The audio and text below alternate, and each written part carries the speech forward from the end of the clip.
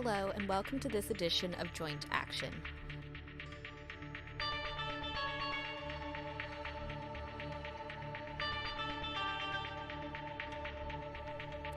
This podcast is dedicated to all those out there who have osteoarthritis. On the show, we unpack the truths and demystify the myths about the disease and its management. If you have joint pain and want to know more about how to manage it from the world's best experts, you've come to the right place. Without further ado, it is time to welcome your host, David Hunter. Hello and welcome to this week's edition of the Joint Action podcast, where we have the opportunity to talk about, is osteoarthritis an inflammatory disease? Now, traditionally, osteoarthritis has been thought to be a non-inflammatory disease. However, we know that inflammation plays a critical role in the development of osteoarthritis in both the joint and the synovium. Synovitis, which is the inflammation of the synovial membrane or lining of the joint, is a classic characteristic of inflammatory arthritis, such as rheumatoid arthritis, but is now being seen in many people with osteoarthritis. The presence of inflammation in the joint is thought to play a role in the different pain experiences of osteoarthritis and disease progression.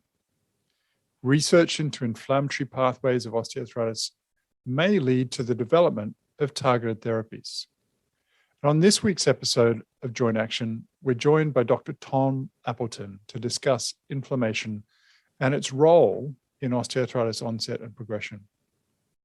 Dr. Tom Appleton is an assistant professor of rheumatology and clinician scientist in the Department of Medicine, with a cross-appointment to the Department of Physiology and Pharmacology and the Health and Rehabilitation Sciences program at Schulich School of Medicine and Dentistry, Western University in Canada. Dr. Appleton leads the Appleton Lab, which is focused on understanding the role of synovium in the onset and pathogenesis of osteoarthritis. His ongoing research is aimed at understanding the pathophysiology of synovial cell types involved in osteoarthritis-associated synovitis and how these mechanisms contribute to osteoarthritis symptoms and disease progression. Hello, Tom. Welcome to the show. Hi, David. Thanks for having me. It's absolutely my pleasure. It's a great privilege to have you along, and it's a really, really important topic that I think our listeners will be really, really enthused about. But before we get into the topic of the day, I just want to ask you a little bit more about yourself, largely selfishly, just to get to know you a little bit better, and I guess also to learn the tips of the trade, because I'm always learning from others about what they do and what inspires them. But in the first instance, can you just tell us a little bit about your background and what a typical day might look like? For sure. So maybe I'll start with the present. I'm a clinician scientist, practicing rheumatologist. So the day-to-day is actually quite variable depending on the day of the week. And as a clinician scientist, rheumatologist yourself, you'll empathize with this. So you spend some time in clinic seeing patients, which I absolutely love. And then other time with students working on active research projects. I also run a basic science or translational biology lab where we do some exciting discovery research. And so a lot of the trainees are based there. And so I travel back and forth between hospital and university sites. And then, of course, there's the other time spent doing grant writing, reviews, paper writing, committee meetings, all these sorts of things. So I guess the question is, why would you want to do something like that? And obviously, I love what I'm doing and love the chance to work with both patients and do research on the problems that my patients are facing. But I actually started out really interested in a clinical career. And I think, like a lot of people, was just sort of, tunnel vision about that. And when I met Frank Beyer, who is another prominent osteoarthritis researcher internationally, in my undergrad, I really was quite naive to what research could offer. And so that opened up a whole world for me of creativity and discovery, and got me interested enough to want to do a combined MD and PhD program. So for us, a true clinician scientist track, which takes 7 years to do that part, and then all the postgrad training and fellowship and so on and so forth. So, it was a winding road to get there. And I met a number of rheumatologists along the way who really inspired me to be interested in inflammatory disease in other musculoskeletal diseases, and really just about complex chronic diseases and their research and challenges in general. So just really feel so fortunate to have so many mentors along the way. Oh, it's wonderful to hear that story, and thank you so much for sharing that. And the parallels there between what you do and what I do are really interesting. And I might just probe that a little bit for a second. Roughly what proportion of your time, and I know it's going to vary, but what proportion of your time do you spend on research versus clinical work? And how do you, I guess, quarantine and protect one or the other? Yeah, that's probably a whole talk for an entire podcast or a mentorship session or something like that. And I don't know who's mentoring who in those social circumstances sometimes. But I think there's the parts that are really truly discrete, like you have the research time completely separate from the clinical, but there's also a lot of it that really is overlapping. So a great example is, doing clinical trials and seeing those patients in clinic. You may also be providing them care at the same time, but you're collecting research data, cohort studies, these sorts of things where they truly are, 2 for 1 in terms of the hour-to-hour time commitment. A way to break it up, I think, that makes sense is just days of the week. So I run the osteoarthritis program at St. Joseph's Hospital in London on Monday mornings. And then the afternoon is usually spent doing a bit of administrative time and some research focused time as well.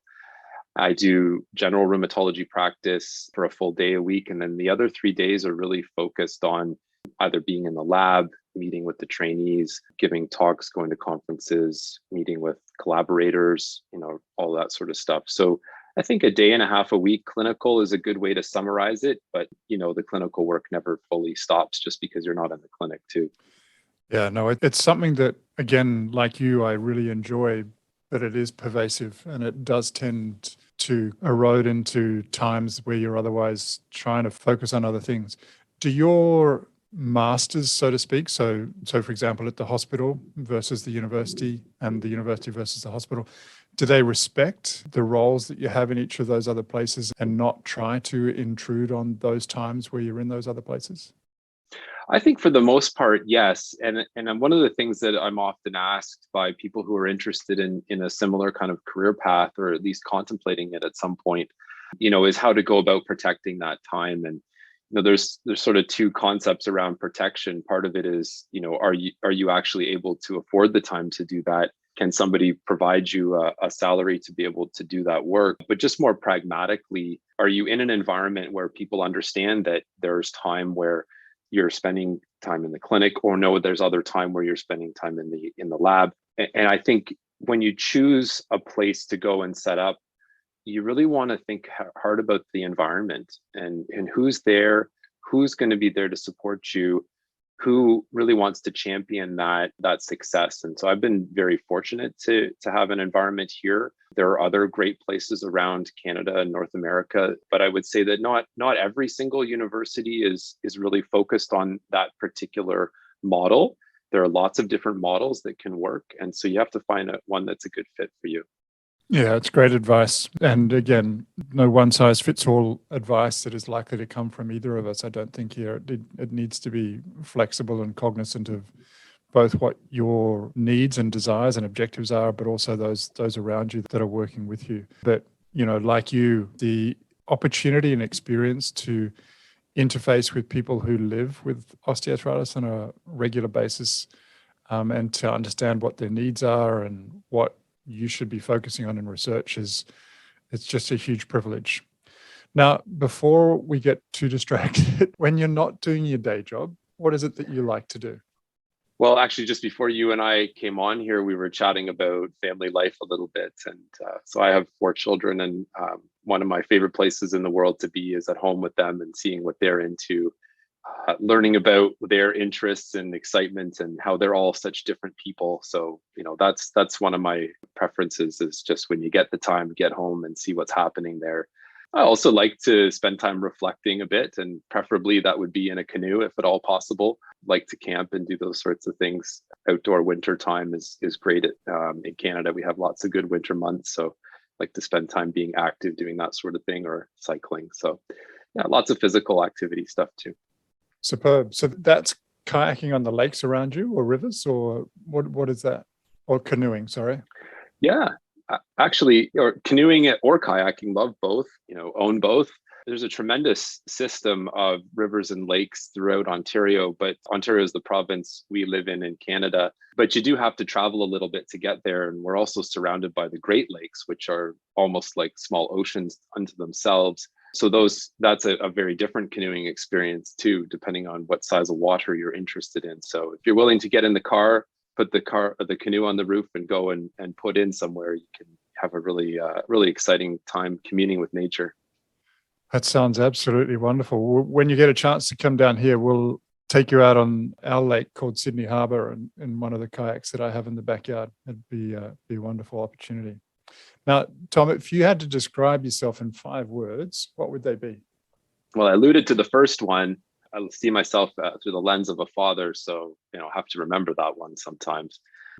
I would say ambitious, engaged, sometimes in too many things, practical, and I think optimistic.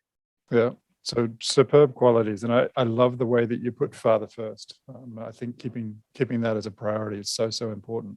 Now, obviously, the topic of the day is osteoarthritis and inflammatory joint disease, and it's obviously incredibly controversial. But before we really dig into it, I just wanted to get your take on what does inflammation look like in osteoarthritis, and what is the synovium and synovial inflammation in terms that the general community might understand? This is a question that comes up in clinic probably almost every visit, if not at least every day. What is inflammation anyway? And I think it's in the eye of the beholder, depending on what we're talking about. In rheumatoid arthritis, we're often talking about systemic inflammation. So inflammation that can even be measured with indicators in, say, routine blood work. In osteoarthritis, we're really thinking more at the local joint level. But of course, in rheumatoid arthritis and other types of autoimmune arthritis, there's still inflammation at the joint level. So I think we're often focusing that question in on, okay, is there inflammation within the joint itself? If it's a knee, or if it's let's say a hand joint, is there inflammation in the lining? And so clinically, just at the most basic level, that just means a swollen joint. But I think we also appreciate as rheumatologists and other musculoskeletal health providers that there are nuances to the amounts of inflammation and the different features. So when we talk about this with medical students and residents and people we're training for how to examine joints, we're sort of asking them to consider multiple different things. So is the joint puffy? Is there thickening around the lining of the joint? Is it warm to the touch or even hot? Does it appear to be red or purplish or somewhat discolored, or does it look the same as the skin around it? So those sorts of clinical features are really important to the joint exam. And we see that kind of inflammation also in osteoarthritis. And a lot of that is because of inflammation that's happening in the lining of the joint, that thin membrane inside the joint called the synovium that you mentioned. It becomes bigger and can become boggy and thickened.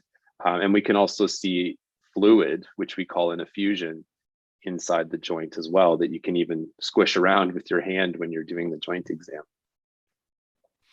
That's a great explanation. And you touched upon this, and obviously the great contrast that many people refer to here is that related to rheumatoid arthritis, which obviously as clinicians we see not infrequently as well. But how does the inflammation in osteoarthritis differ? And what are the similarities between that we see in osteoarthritis? It's really interesting as a scientist that this comparison has actually survived many decades of investigation. In fact, often find tremendous insights into inflammation and osteoarthritis just by looking at the rheumatoid arthritis literature, because OA or osteoarthritis is often used as the comparator with rheumatoid arthritis. And so most of the things that we have learned about rheumatoid arthritis have actually come from those differences, comparing against osteoarthritis as opposed to, say, a healthy joint. And so there are quite a few things at the molecular level, the cellular level, that sort of thing.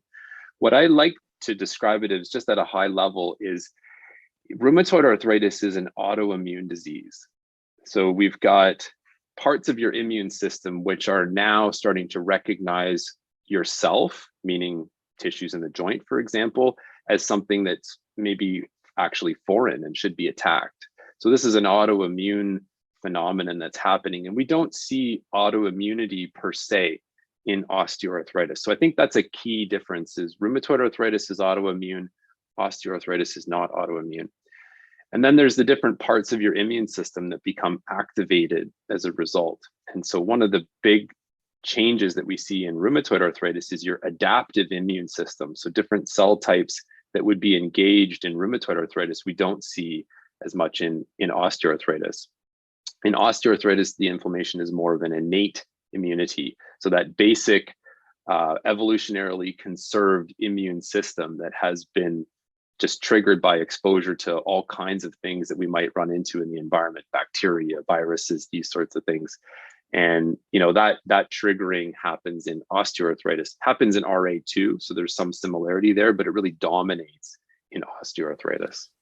That's a great explanation. And I think, as you mentioned, a lot of the historical rheumatoid arthritis literature used osteoarthritis as a comparator or a control, but probably with the understanding that this wasn't, at that point in time, an inflammatory joint disease, which, I think that understanding has really evolved over recent decades. Now, for a person who has osteoarthritis, and you touched upon this from an examination standpoint in terms of what signs might be elicited at the time of physical examination, what might a person experience if they did have some inflammation in the joint? And again, you touched upon this from a clinical exam perspective, but are there other ways that we can actually measure those inflammatory changes in the joint? I think I've had a really blessed opportunity to work with patients and hear their stories and talk about their experiences. Nobody can express it better than they can, but I'll really do my best to relay what I hear on a regular basis. Obviously, pain comes to mind, but there's different pain experiences, and people will describe pain during activity as a classic feature in osteoarthritis. So let's say they've got knee osteoarthritis, they might experience more pain while walking that gets a bit better. Maybe doesn't go away completely when they sit down, but gets a bit better at least when they're doing less activity. That's actually a bit different than the experience we typically see in rheumatoid arthritis, where the pain actually tends to get a little bit better if you go and move around, and then you stiffen up and get a bit more pain when you're not moving. So that's one of the contrasts. But a pain comes in so many different packages and sizes and features, and I think that's a hot area of research these days, is trying to understand not just what those experiences are: shooting pain, burning pain, aching pain, stiffness, all these different features, and there are many others that people describe, trying to understand not just who gets them, but also maybe what the underlying biology is, so that we can start tailoring some of the treatments for those symptoms to those different pain experiences that people report. I think that stiffness is a big feature that also comes up, and that also makes us think about inflammation. We see joint swelling, and I described that in the examination. Patients will also describe their own experiences with joint swelling. It feels swollen as opposed to I actually see it swollen, the knee being larger one side to the other, and often extremely accurate with their explanations of that. You also asked me about how we go about measuring that. And one of the ways, obviously, especially in routine day-to-day clinical practice, is examining the joint and trying to feel and characterize those features of the inflammation, but with a little bit more precision, especially in research, really often relying on imaging to be able to do that. And so some of the imaging tests that have really stood the test of time, I think, include MRI. And we wouldn't use MRI routinely in clinical practice. It's really important to point out because it's an expensive modality, and most of the time it really doesn't change what we're doing today. In your clinical appointment today, are we actually changing management based on that? But as a research tool, MRI is phenomenal. It gives you sort of a three-dimensional overview of all the different tissue structures, but it's including the synovium.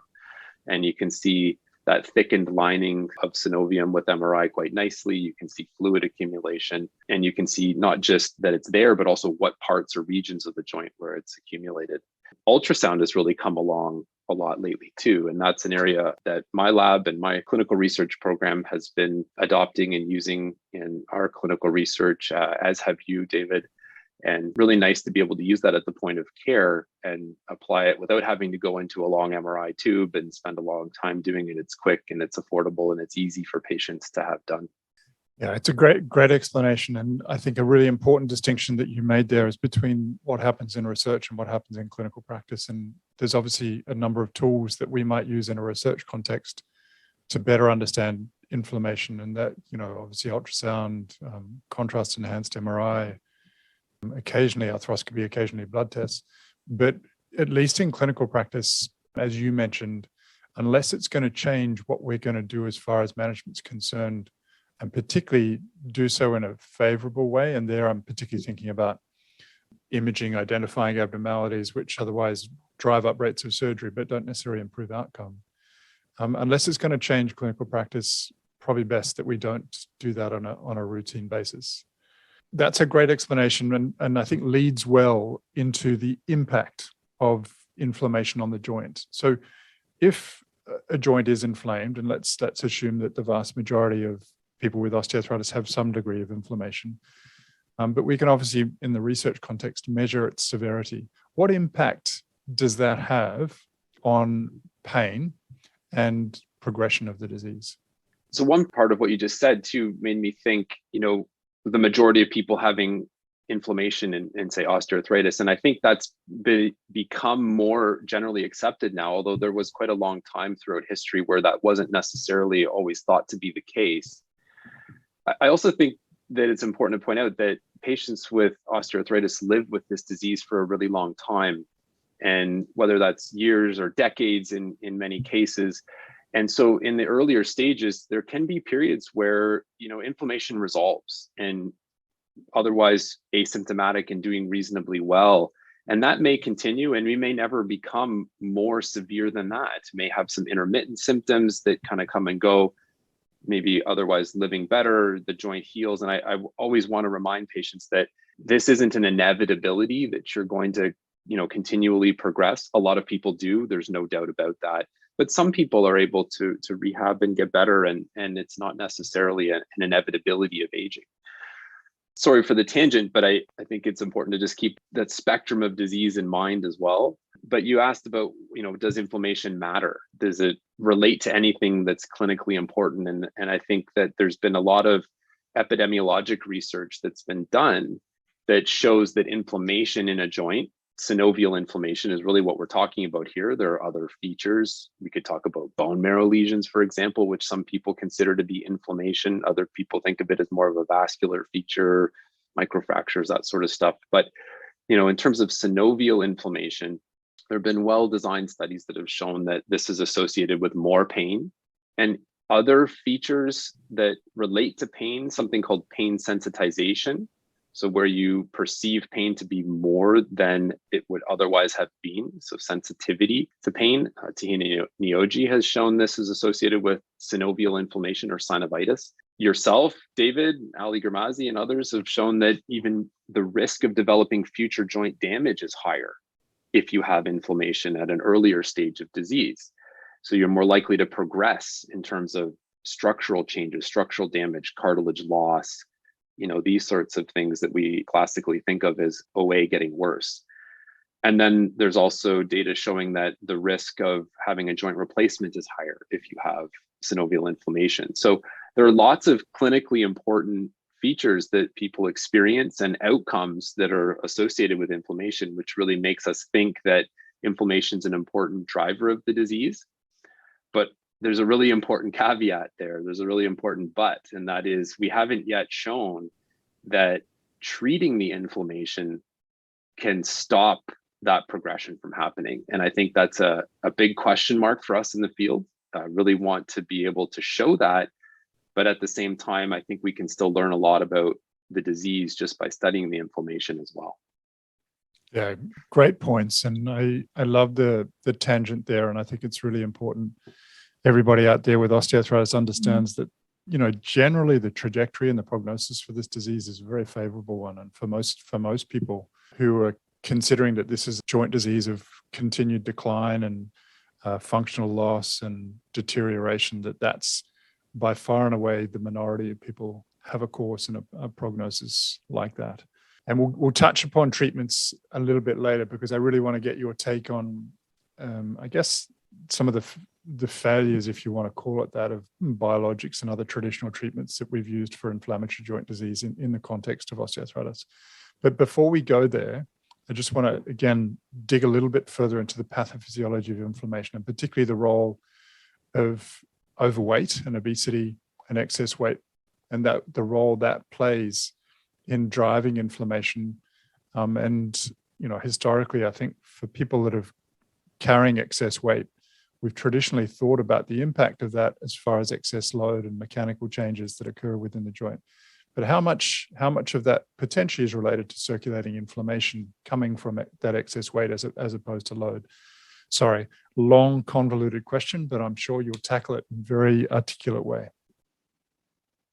Yeah, so the question being about, risk factors like obesity and inflammation, I think is a really interesting area of investigation these days. A lot of scientists, a lot of labs, a lot of clinician researchers are really looking at this and trying to understand its role. And I don't think we have all the answers yet, to be honest.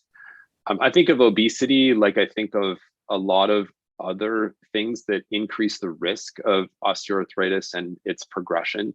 Aging is another one that's also associated with increases in inflammation, just changes in our immune system as we age. But obesity is probably the best studied example.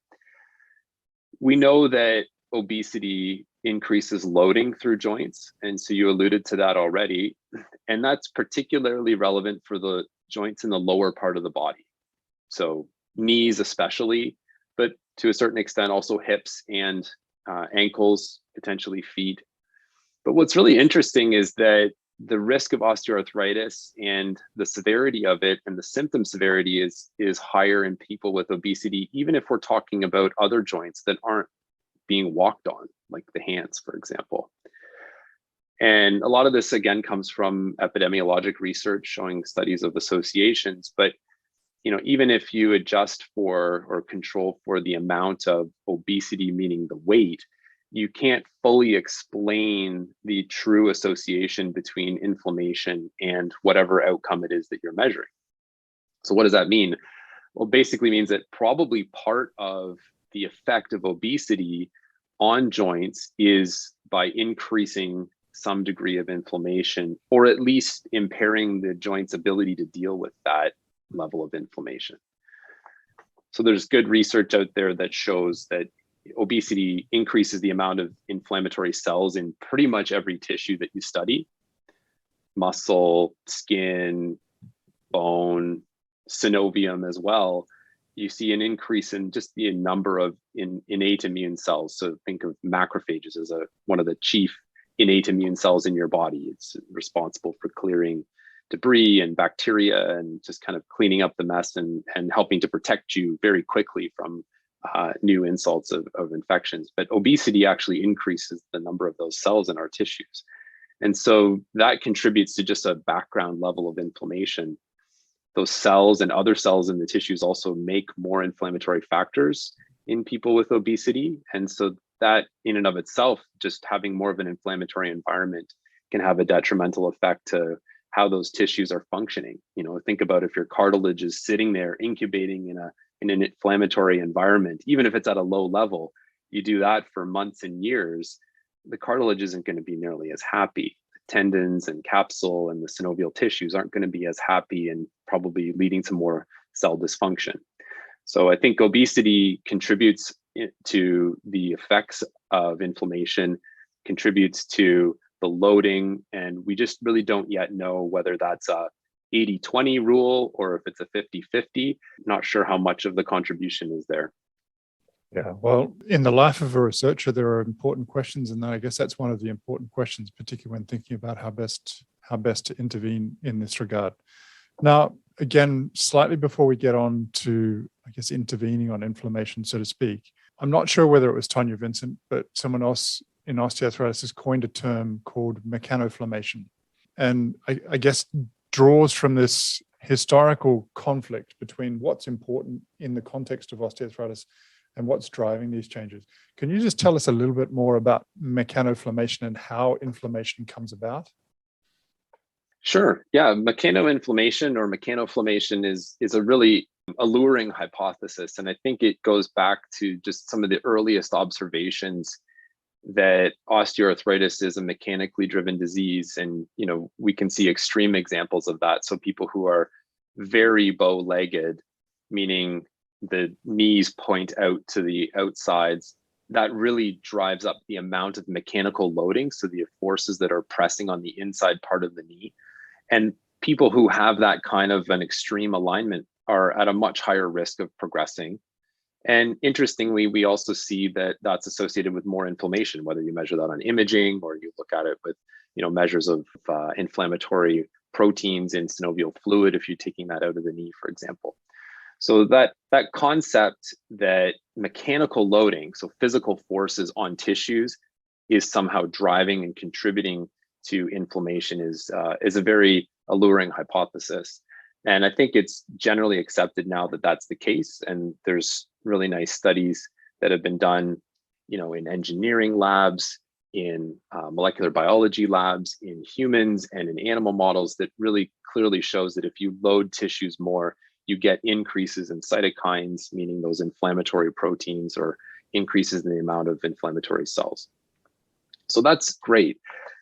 The next obvious step is, okay, well, what happens if we fix the mechanical loading? Can you turn all of that off? And I think that's where we learn some things and then we have some other questions. So yes, you can reduce the amount of inflammation. And even our group published about it 2 years ago that if you straighten people's legs, so I gave that example of people's knees being pushed out to the side too much. If you straighten their legs surgically, it's a big surgery to obviously go through that. But if you straighten the leg and decrease the amount of loading on that inside part of the knee, we actually do see inflammation going down on their MRIs a year later, 2 years later. That's great, but a lot of the patients still have inflammation. And so even if you fix some of or even the majority of the mechanical loading issues, for reasons that are still unclear, that inflammation continues to perpetuate, at least in an important subset of patients. So something is turning on inflammation and not allowing it to be turned off. And that's where I think it's more complicated than just loading driven inflammation, because it should just turn off if you were to fix the loading problems. So we have to probably combine, I think we have to get to this point where we combine mechanical loading solutions with other medical solutions that start to address things like inflammation.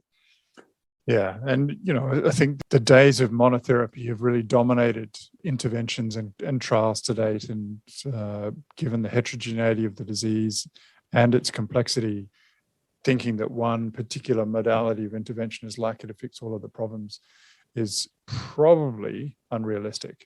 You mentioned them, but let's talk a little bit about cytokines, the inflammatory molecules, the markers, and the impact, at least it has on the pathology of the joint. What's it driving here? What changes are occurring structurally as a consequence of inflammation? Well, so cytokines are just inflammatory proteins. There's a whole huge group of them, multiple families of them, as a matter of fact. I think the ones that we usually reach for when we talk about osteoarthritis are a couple of key ones that might be recognizable to people. So there's one called tumor necrosis factor, or TNF. There's one called interleukin 1, or IL-1, and another one called interleukin 6, IL-6. There are many, many others. And there are other things that get turned on as a result of these cytokines or in combination with these cytokines, including enzymes that are themselves capable of chewing up or even breaking down tissues in the joint.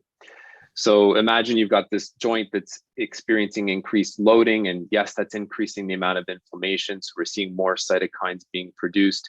That's going to recruit more inflammatory cells to the joint.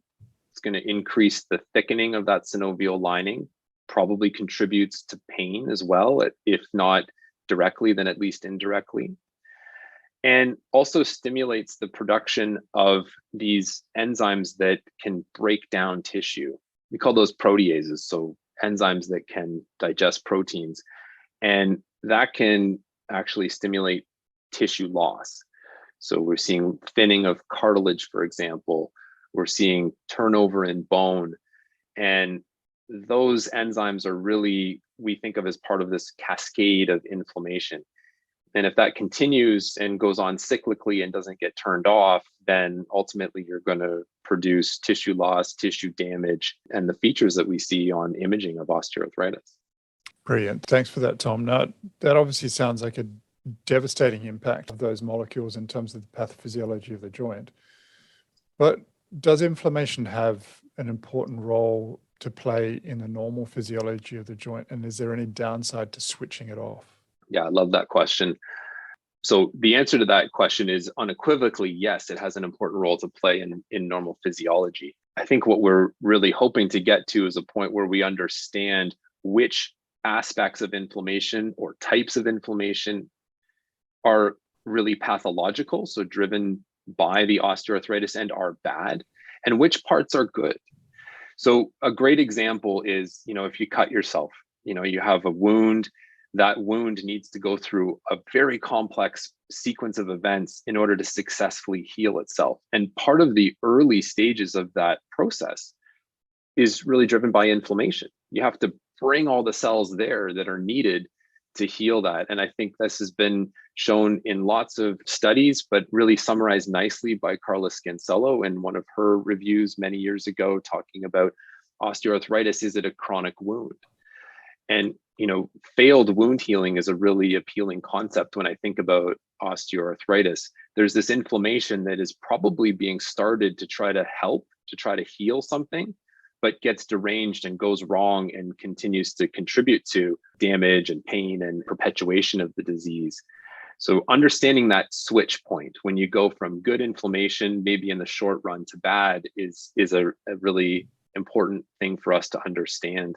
We recently published a study looking at that concept and essentially just sort of showing that it is true. We put synovial tissue, so the lining tissue from the joint, in a co-culture system with cartilage cells called chondrocytes, and showed that if you used inflammation tissue from the early stages of osteoarthritis, the very earliest stages, we could actually stimulate an anabolic response. But later on, using tissue from later in the disease, when the disease is much more established, that anabolic response was no longer there. So I think it lends the support to the concept that inflammation, to your point, is probably helping, at least in the beginning, but it's supposed to go away. And in osteoarthritis, it's not going away.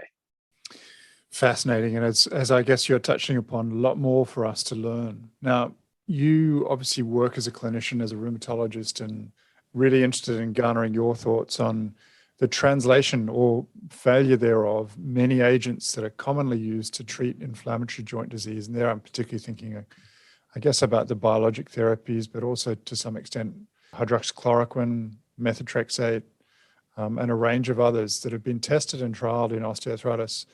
Just want to get your take on them and I guess why they haven't necessarily demonstrated the positive benefits that we might otherwise have expected. Yep, it's one of the enigmatic aspects of osteoarthritis research, and I'll say the short answer right away is we don't know why, and I still think that the jury is still out to a certain extent. Part of the armamentarium of medications that have been used were really originally developed to treat rheumatoid arthritis and have been adapted to other conditions and really successfully in many types of autoimmune arthritis.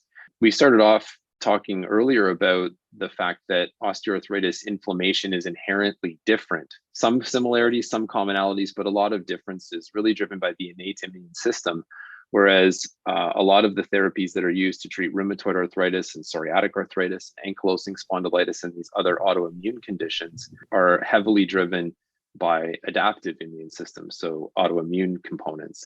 So it's possible that we're not seeing benefits from targeting TNF or IL-1 or IL-6 with biologic therapies because they simply don't work. We're treating consequences of inflammation as opposed to the actual drivers of the inflammation. So it could just be wrong mechanism. The other possibility, I think, is that, trial designs have been done largely in a similar kind of way. And perhaps we're either not measuring the precise or correct outcomes that we should be expecting to see improve with these therapies, or we're not going for long enough. And, there have been lots of articles discussed about a recent sub-study of a larger clinical trial with an anti-interleukin-1 therapy that showed some protective benefit in a subgroup analysis in patients who were going for joint replacement. This was done in the setting of a cardiac trial, the CANTOS trial. So, it's hard to know whether that truly reflects what we would do in an osteoarthritis trial, but it's provocative. And I think that that's why we still need other studies to truly answer this question, but we might have to look at studying for longer or looking at different outcome measures. Methotrexate's an interesting one though, and I'll just wrap up with that. Methotrexate seems to have been on again, off again, and then maybe on again, and seeing some positive early results from studies at conferences, abstracts on the conference circuit, and really looking forward to seeing the results of those finally published that we can, so that we can, critically appraise them and see whether there is a signal there. But methotrexate, I think there's still some potential and unanswered questions with it. Yeah, and I think, as you say, a lot more work to happen yet. And I think hopefully a lot more nuanced work around phenotyping and finding subgroups that are likely to be more responsive to particular agents rather than treating everybody the same. But, there have been a lot of trials. We've learned a lot. But based upon what we know now and the pathophysiology of osteoarthritis-related inflammation, what should we be doing for inflammation in osteoarthritis, and how can we better target that? And what options do you see emerging?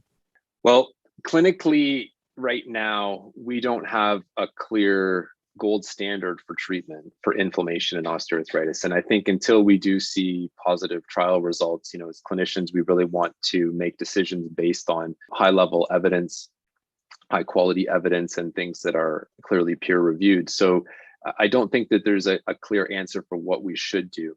What we should then be doing in the meantime is really focusing on what patients' needs are, and that's treating the symptoms that they're struggling with the most at this point in time. And we know that, certainly based on guidelines, which include the voices of patients and the values that they place on certain treatments over others, that targeting inflammation with things like corticosteroid injections is not going to be disease modifying, meaning it's not going to preserve your joint in the long run, but can help in the short run to reduce symptoms for those, especially who have signs of inflammation in their joint. So, there's therapeutic benefit, I should point out, for targeting inflammation from a steroid standpoint, but it's purely symptomatic benefit, and that's still valuable for patients. Brilliant. Thanks, Tom. And anything else that you want to say in sort of wrapping up about the inflammation story in osteoarthritis, or any resources that you'd like to point people towards that might help to elaborate any on what you've already said? Absolutely. I think we're at a point in history where we're just beginning of our understanding. We have a lot more to learn about the specific nature of osteoarthritis. And I think one of the most important things we can do as a field is really push ourselves to, compare against the right control groups and try to understand the pathobiology of inflammation to identify the right targets for treatment. And also to understand that there's a duality of the intent of inflammation and osteoarthritis, as we talked about earlier. Some of it is going to be helpful. And so flattening inflammation in a black and white kind of sense is probably not the right thing to do. And we need a much better understanding of what types of inflammation are good and what inflammation is not good.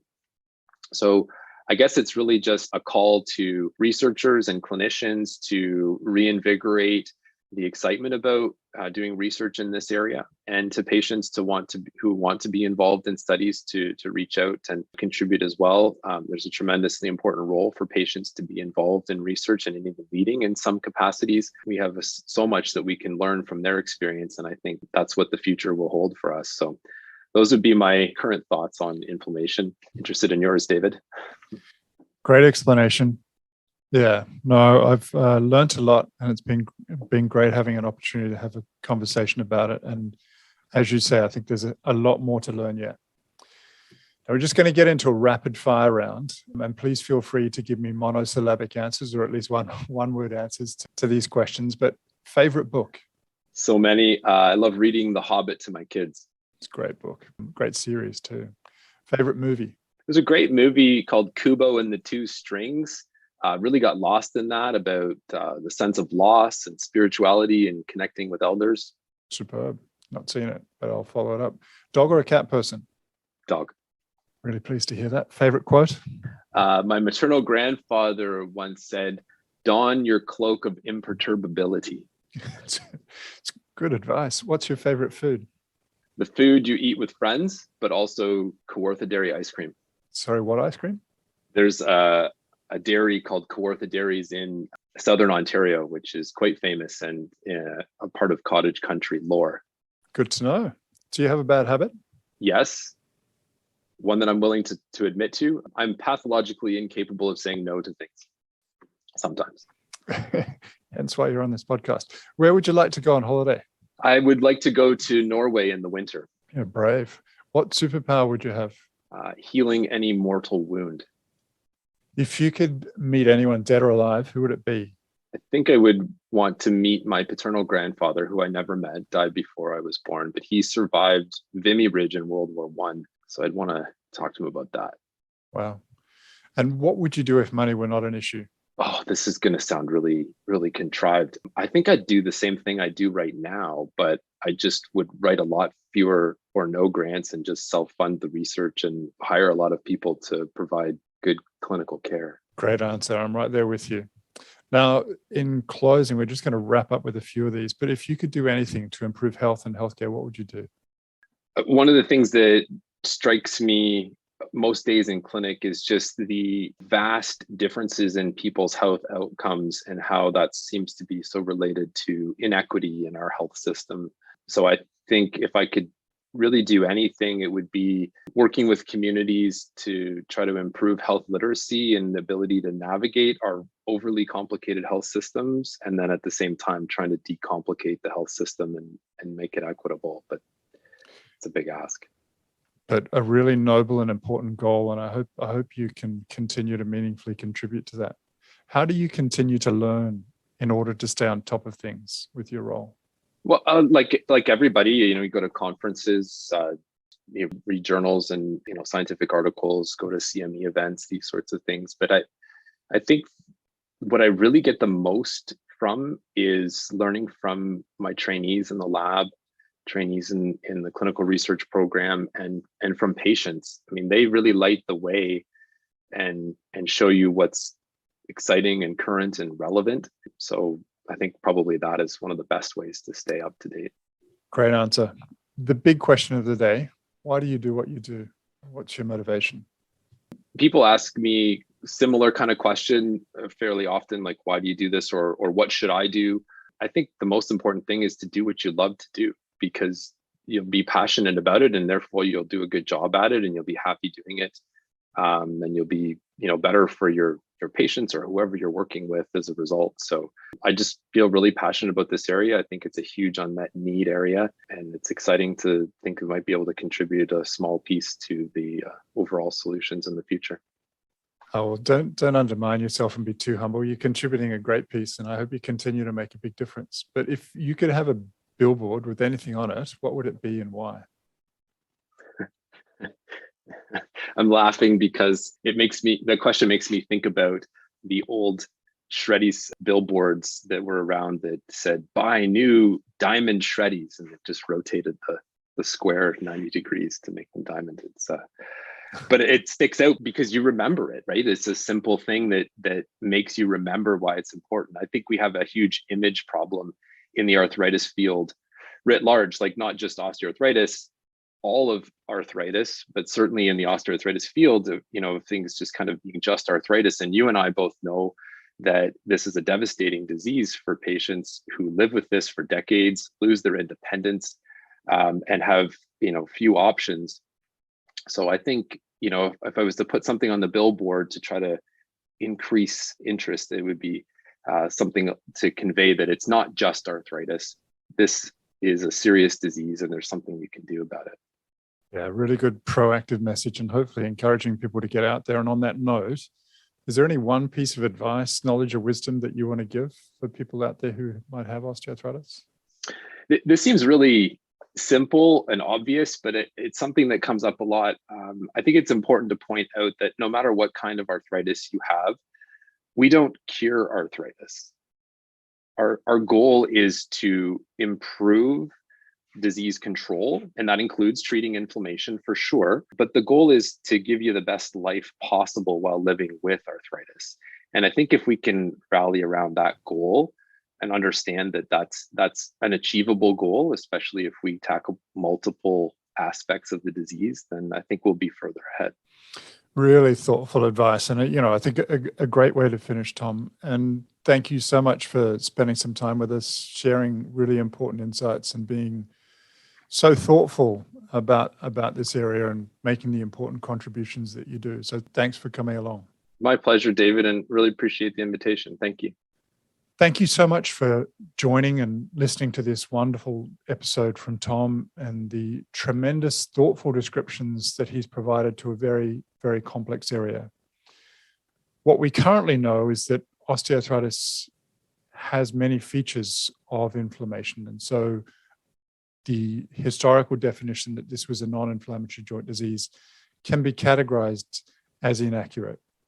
There are many differences between osteoarthritis and rheumatoid arthritis associated inflammation, but we know, at least clinically, that this manifests with pain, with stiffness, and features on joint examination with signs of swelling and changes within the joint. More importantly, we know that this can contribute to the pain experience and the progression of the disease, and that there are a number of other factors that are driving these changes, which includes both the mechanical changes within the joint, but also in many people being above an excess weight. Lots of different treatments have been trialed for targeting inflammation in the context of osteoarthritis that haven't been particularly positive to date, but there's a lot of interest in this space with a lot of room for researchers and other clinicians to get more engaged. I'm hoping that you found the episode informative and engaging and stimulated further your interest in osteoarthritis and greater understanding, and really appreciate Tom's input and thoughtful remarks in this regard. Thanks so much for listening, and I look forward to speaking to you again soon. And in the meantime, do please take care of yourself.